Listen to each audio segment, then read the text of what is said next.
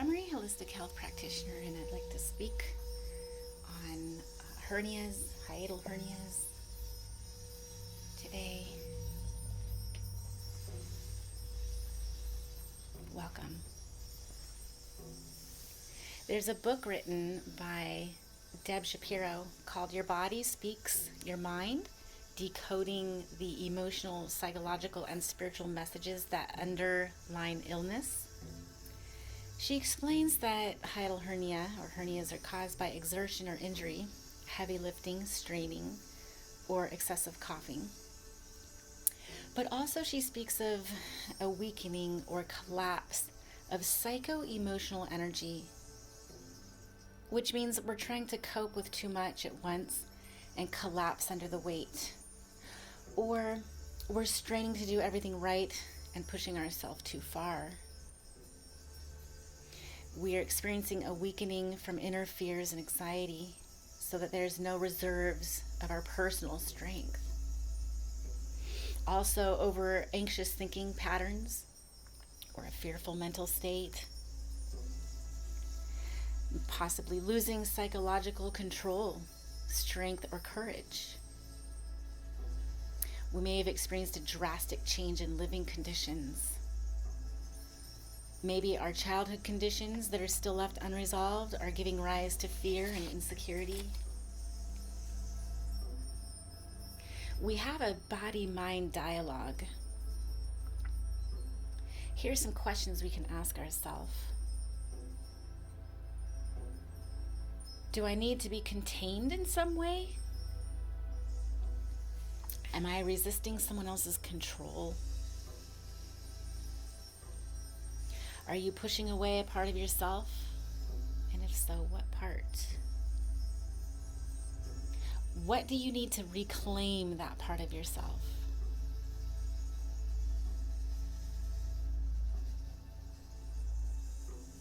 So these are some of the questions we can honestly look at to see how our mind-body emotional connection, how that's affecting our diaphragm and our stomach, our throat. So moving on from that train of thought, we move into another one. I was on the internet and there was something published on locomotor system, and they were talking about bulge, exposure, weakening, accident, shifts from its usual place. So it's saying that the person who is undergoing these conditions of the bulging and weakening suggests that the person is undervaluing and even possibly abusing themselves,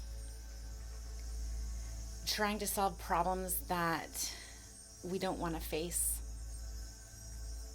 We're resorting to dubious or low creativity by being doubtful and hesitant, seeking solutions which don't work, and then doing everything possible to avoid people and circumstances that we must face. So these are also emotional, psycho connections to the body that might be happening that cause our body to weaken and be in a state of a herniated situation. And then moving on from that, not sure how to say his name, Dr. Russ Tannenbaum. He's saying there's a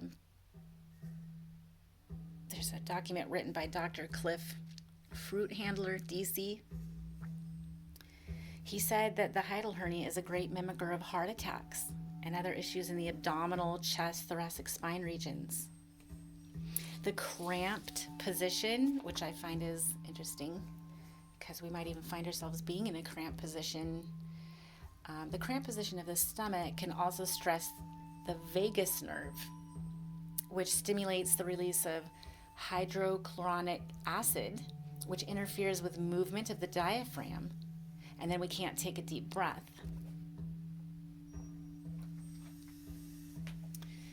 And then the esophagus may kink in the throat, which irritates the thyroid gland, and then we have difficulty swallowing. So one way we can avoid that is avoid heavy meals after 3. The vagus nerve comes from the medulla and goes to the heart, esophagus, lungs, stomach, small intestine, liver, gallbladder, pancreas, and the colon. And it also links to the kidneys, the bladder, and the external genitalia. So this can cause a decrease in our digestion. So if air is not expelled out of a person's lungs while lifting, it can force the stomach into the esophagus. So you can get a hiatal hernia from not breathing properly during your workouts. We can get it from sharp blows. And I'm speaking also not just physically, but maybe a trauma to the mind or the spirit as well. Knocking the wind out of you. Heavy lifting. This is all physical and emotional, right? Dietary causes. So we can eat raw cabbage juice, raw cabbage juice bomb, barley water, brown rice, celery, coriander, hops, licorice, gelatin, passion flower. These things might help. So the dietary causes, it usually always accompanies a swollen ileocecal valve. So that's between your small and large intestines. So it can't close properly. It's kind of like sewer backing up in the kitchen. It creates gash, which puts pressure on the stomach and presses higher against the diaphragm. So poor food combination, overeating, drinking medications, drinking with meds, overeating, like I said, and eating when you're upset. Some things we can do to counteract is maybe have some peppermint or chamomile tea, safflower, ginger root, enzyme tablets, papaya, marshmallow, slippery elm, comfrey or okra, pepsin. And let's talk about the emotional causes from this point of view, from this person, repressed anger. Having to swallow your anger, or going through something and you just can't stomach it. If you fail to express the anger, then the stomach stays in an upward position from sucking breath upward from the anger. Does this make sense? So a great deal of emotional stress can hold, and holding a lot inside.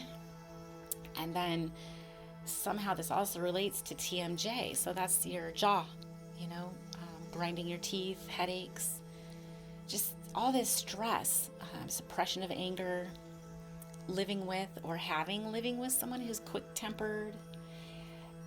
The hernia, especially the hiatal hernia, can accompany or cause dizziness, shakiness, mental confusion, anxiety attacks, insomnia, and in children, can accompany hyperactivity. So there's a way you can massage the ileocecal valve, and it's preferably done 3 times a day before meals, in the morning and at night, and then followed by a whole abdominal massage. Please ask your doctor or a chiropractor, or maybe use a YouTube to see how this is done. Maybe at a later date I can also post something, a video for that too. And then we're going to move on to what Louise Hay, You Can Heal Your Body. Let's move on to see what she has to say about it. She says that we are creating and carrying mental burdens that make it impossible for you to relax. And sometimes it comes with acid reflux, which is just fearful thoughts that tie your stomach up in knots. She says it's from not allowing ourselves to breathe deeply and fully. It's also from refusing to stay in the now. So many times during the day and before you sleep, we can take slow, deep breaths, relaxation techniques, bringing our attention to the present moment and not thinking about the past or the future or our pressing burdens. She says to say this: in this moment, all is well. I am safe. There is nowhere I have to go and nothing I have to do. I relax my body and my mind. I am grateful for this moment. She says we need to break the pattern of incessant worry. So I hope this video helps you understand the mind-body emotional connection to hernias, and then find ways to love on ourselves, to nurture ourselves, to release pressure, and to relax. Thank you. Enjoy your next few moments.